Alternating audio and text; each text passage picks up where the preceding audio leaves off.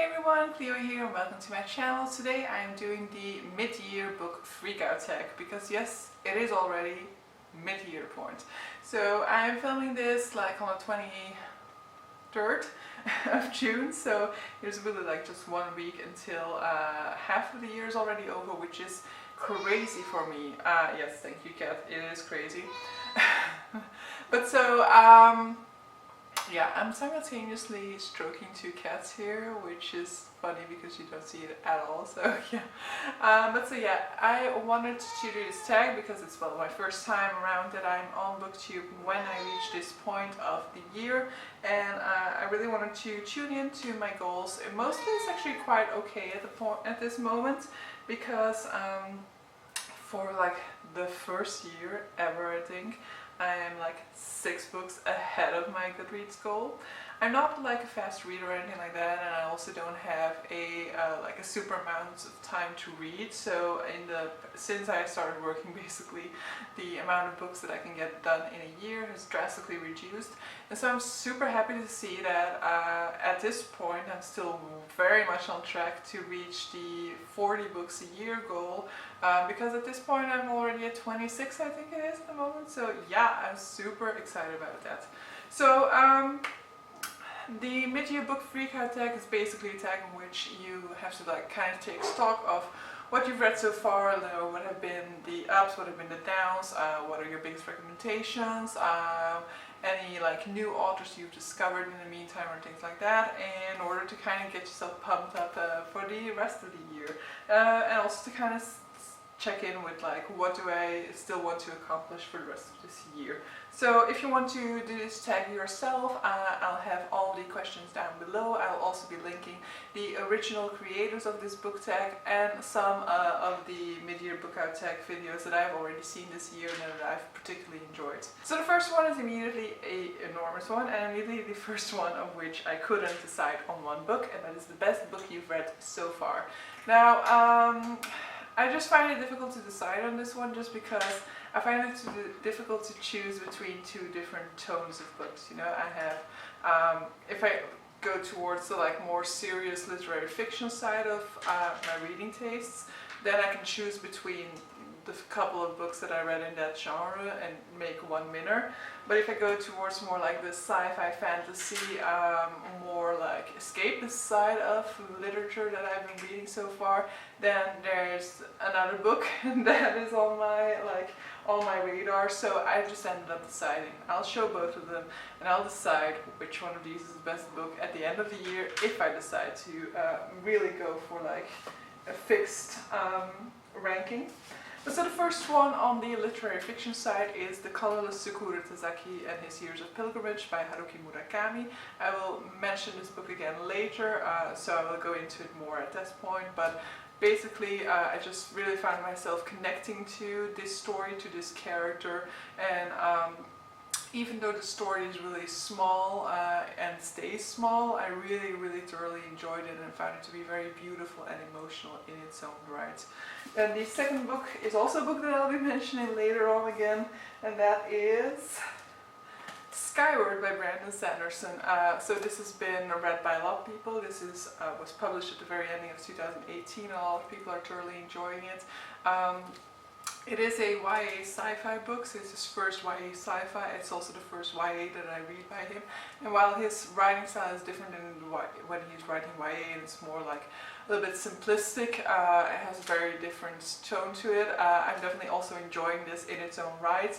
I thoroughly enjoyed it, thoroughly connected to it. I must say that I enjoyed it a lot more by the end of it. I think in the beginning, you know, I enjoyed it, but there was also, I didn't really like the main character as much as I did later on. So far for the like 2 books that I cannot decide with at this point. Now, the best sequel I've read so far, at the beginning, when I first read this question, I was like, did I even read a sequel? But it turns out I did read. I read like 3, and the answer that I'm going with might be cheating a bit, but I don't think so. I mean, it's a novella that can be seen as being like a side novella. You know, it's not counted in the like 1, 2, 3, 4, 5 book range. It's like more like a a 2.5 book, but it is important you read it, and if you don't read it, then there's like some weird jumps happening in the story if you go from 2 to 3. So I think it's pretty essential, and I'm going to keep it at that. And that is Edge Dancer by Brandon Sanderson. So another Brandon Sanderson. This is the 2.5 book in the Stormlight Archive series, and I absolutely enjoyed it. You know, it's a novella, but it's still like 300 pages long. That's what you get when an author who usually writes 1,300 page books writes a novella, I guess. But in this we follow a character which we've been introduced to in the second novel in like a sort of side chapter, and so that chapter is also completely reused in this novella, but we get more of her story and her development, and then she becomes a very more important character in the third book of the Stormlight Archive. If this one is cheating, then I'll just say Oathbringer, number 3 in this series will be my answer, but I felt like Oathbringer fell a little bit short for me, because I've really been in love with Stormlight Archive so far, and Oathbringer just was of a lesser level to me, so it was a little bit of a disappointment in that sense. Third question is a new release you haven't read yet, but you want to. I'm choosing to go with a book that I already own, because I do own, like, at this point 3 books that have been released in 2019 that I haven't got around to. The one of which I'm going to give priority is On the Come Up by Angie Thomas. I listened to The Hate You Give while I was practicing for a 5K race, and I absolutely adored it, which also means that I'm postponing On the Come Up a bit because I'm kind of anxious of whether I will like it as much.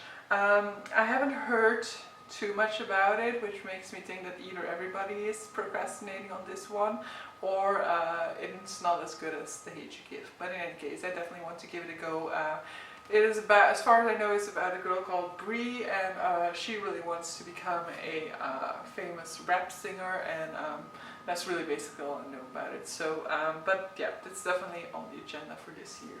Next we have the most anticipated release for the second half of cat hair. So cats, that's yours. So next we have the most anticipated release for the second half of 2019. I have multiple, but I will choose one. I mean, I guess the one that I'm most that I'm not simultaneously dreading a little bit is Sky Sides, the sequel to Skyward by Brandon Sanderson. So I absolutely thoroughly enjoyed this one, gave it 5 stars, not expecting the second one to be lower in quality, so I'm picking it up immediately. But there are 2 others. There are 2 others that are like also on my radar, which is The Starless Sea by Erin Morgenstern, who is the author of The Night Circus. I don't remember too much about The Night Circus, but I know that I absolutely loved it, and so that kind of fills me with dread for a possible disappointment by this book. The same goes for The Testaments by Margaret Atwood, which is supposed to be the sequel to The Handmaid's Tale. Now, I have dread about these in some sense of like feeling like they won't be able to reach the quality of the first books that I read by them. However, the fact that it's taken so long for them, so Margaret Atwood has definitely also produced other books in the meantime, but the fact that she's only now coming out with a sequel to The Handmaid's Tale gives me hope. On the other hand, because of the huge popularity of Handmaid's Tale, the series, it might also just be a way to cash out on that success. So for Erin Morgenstern, I'm really hoping that the fact that she hasn't published anything new in the last 7 years will mean that what she's coming out with now isn't just like something she wanted to get out just in order to get something out, but that it's going to be something that's really good. I can only hope, of course, but so those are the 3 major ones that I'm looking forward to. Now the 5th one is The Biggest Disappointments. I do not own this book physically, which I'm very happy for. Not necessarily because I hated this, so like Biggest Disappointment is not the book that I gave the lowest rating, it's the book that I expected most of, and that is The 7 Husbands of Evelyn Hugo by Taylor Jenkins Reid, and that is hugely due to the booktube hype that's surrounding this book still to this day. I'm not saying like that these people aren't genuinely don't generally feel like a super close connection to this book, don't generally feel the way they feel when they read this book. However, for me, it really wasn't anything special. So I had seen a lot of booktubers review this as saying like, wow, it's super good, like the characters are so well developed, and I just really had to cry. I was so emotionally invested, and for me that didn't happen. You know, I liked it, I liked the writing style, but I never got that connection that others have gotten to the character. I also didn't necessarily feel like the character was way better developed than other characters in other book series. And so for me it didn't feel flat, it was just like, it was average to me. You know, I gave it a 3.5 star rating, I think, because I liked it, but that's it. For me it was nothing extraordinary, and because I've been listening to so many rave reviews about it, though anticipating the fact that I might not feel the same and preparing myself for that, I just still felt very disappointed because I was still hoping to get that same level of enjoyment out of it. Before you go on about this, I also read Daisy Jones and the Six in the meantime and felt exactly the same. So I liked it, but it just wasn't anything spectacular or anything special to me. I didn't really feel a connection to these characters. Constantly kept being confused about the different bandmates as well. So yeah, I think Taylor Jenkins Reid just isn't for me, and that, at least for the moment, I'm going to stop giving it a go. Moving on to the biggest surprise, and this is where I get back to one of the favorite books that I had this year. So I'm going back to Colorless Tsukuri Sasaki. Now this is a surprise, even though I really like Haruki Murakami. So I read multiple of his books. I read like what's one of his best known books, like the Wind Up Bird Chronicles. I read 1Q84, Sputnik Sweetheart. I've read South of the Border, West of something. Don't remember what that was called. Hard-Boiled Wonderland. I read a lot of his works by now, and I thoroughly enjoy all of his works. Otherwise, I wouldn't have read so many of his books. But I bought this book. Well, I was gifted this book immediately after its release, and I've kept it on my shelf for an enormous amount of time because I think it came out in 2014. And I must say that I didn't really hear too much about it in those 5 years' time, you know, which made me think that it wasn't a remarkable book, that most likely it was just like one of his mediocre books or anything like that, that it didn't stand out.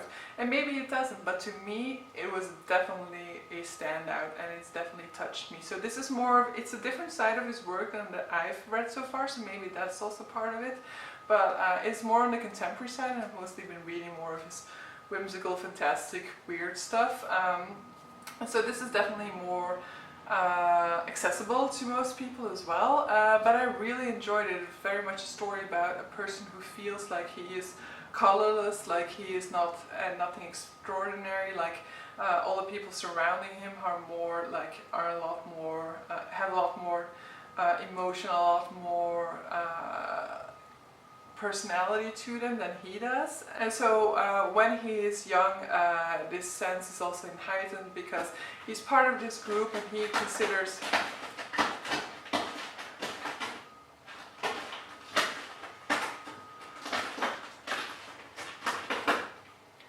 cats. So he's part of this high school group of 5 people, and the 4 other people all have colors in their names, and so he's kind of jokingly referred to as a colorless Tsukuri Sasaki, but he also sees himself as that, like, you know, he sees himself as not being an essential part of the group.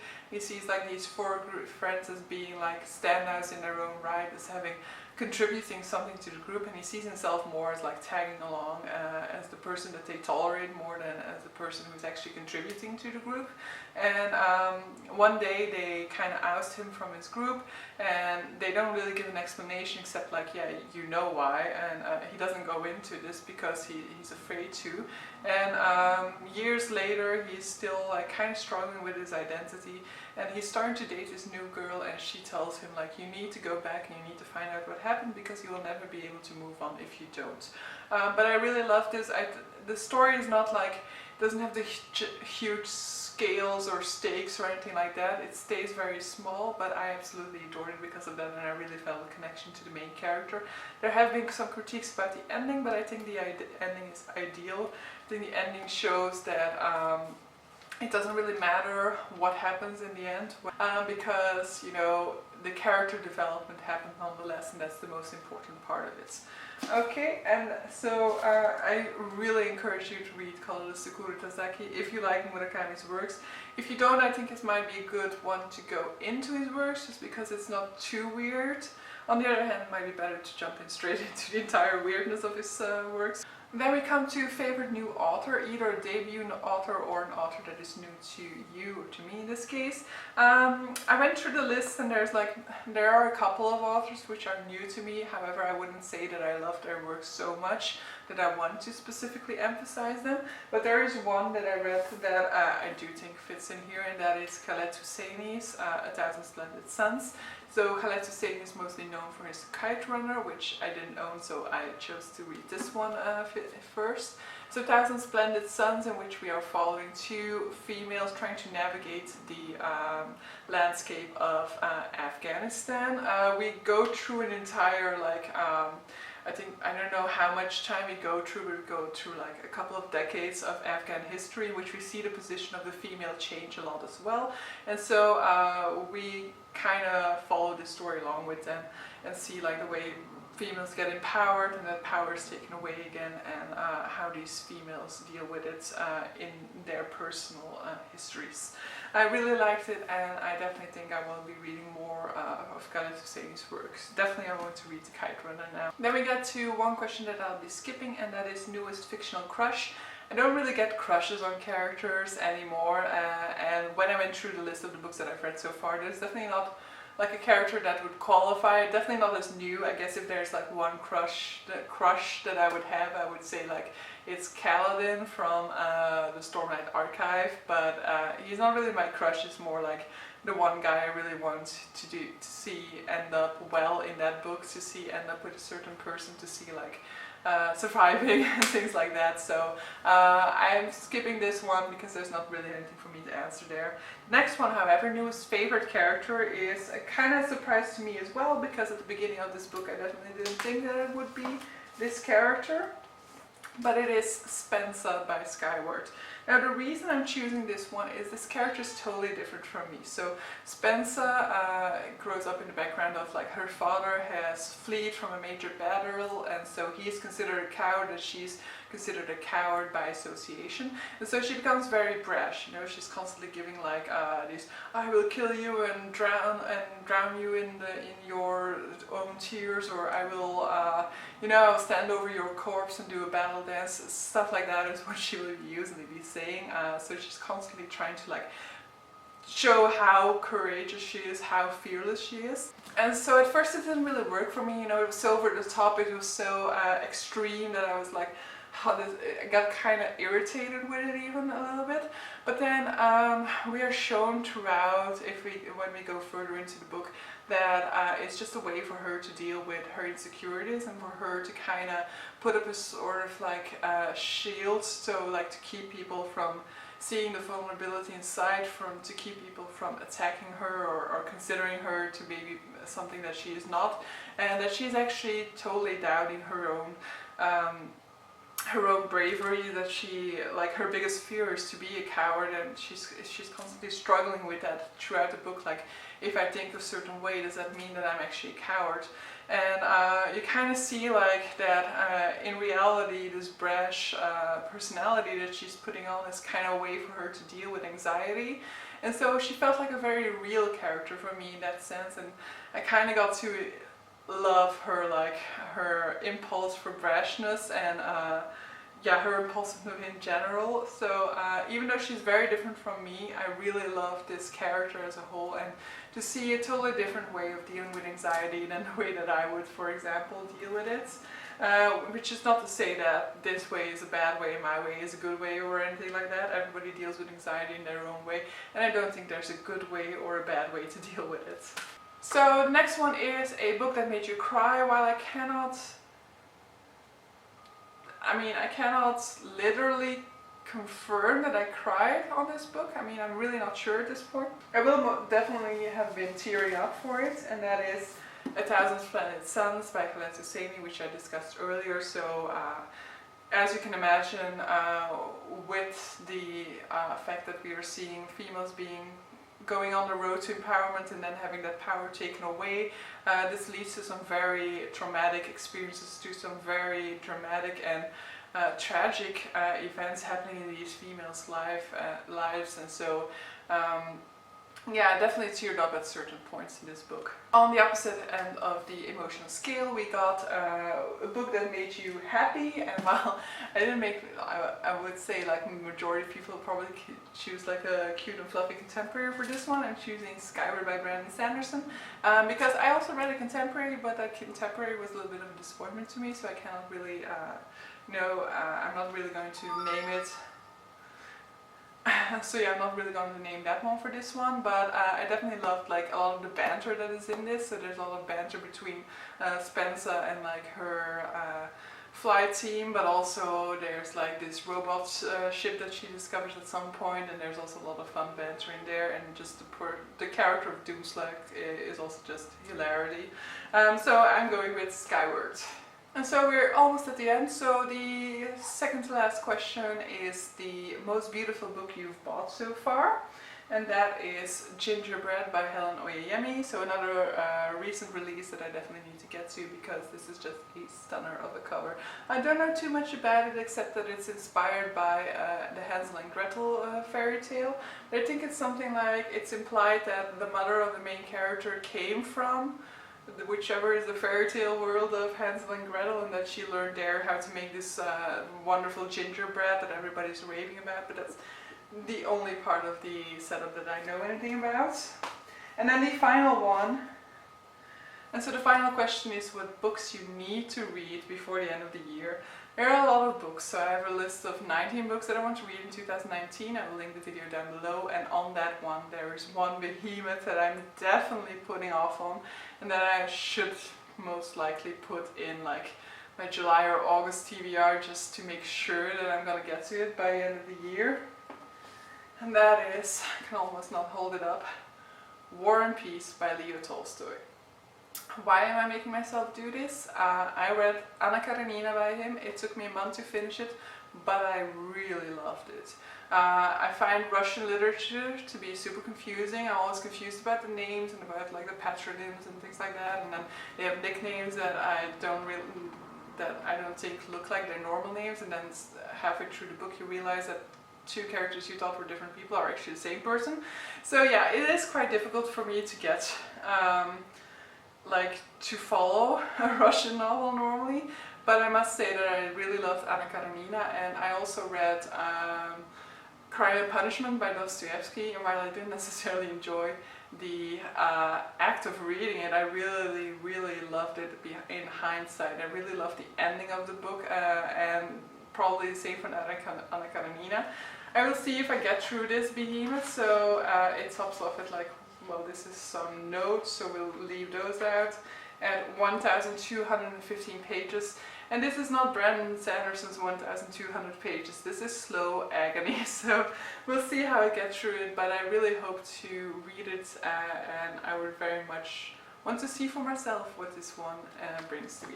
So that's it for this tag. I hope you enjoyed it. Definitely let me know if you've had any further questions about what I've read so far. If you've read any of these books and want to give your opinion about this. If you have any recommendations for me for the rest of the year, definitely go ahead in the comments down below. Please like and subscribe if you don't already, and like, I don't have a fixed filming or posting schedule, so I film whenever, I post whenever, so hit the notification bell if you want to know about any of my new released videos. But so yeah, see you in the next one.